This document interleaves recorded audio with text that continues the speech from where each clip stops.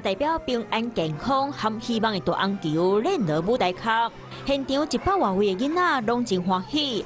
那呢，现场阁发红包，提早祝大家新年快乐。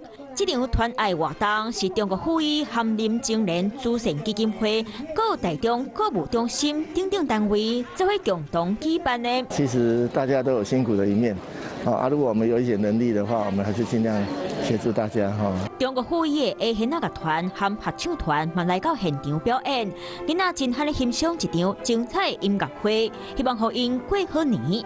中国妇女企业志工队嘛煮澎湃米菜送去人厝内，购物中心规划看电影、食好料的活动，让大人囡仔感受到温暖。那我再次重申，我们健保从105年就已经不锁卡了，所以其实就医上面不要因为你欠费而不去就医。因为疫情和真济弱势家庭的经济受到影响，有社会各界支持，嘛互因愈勇敢面对种种的难关。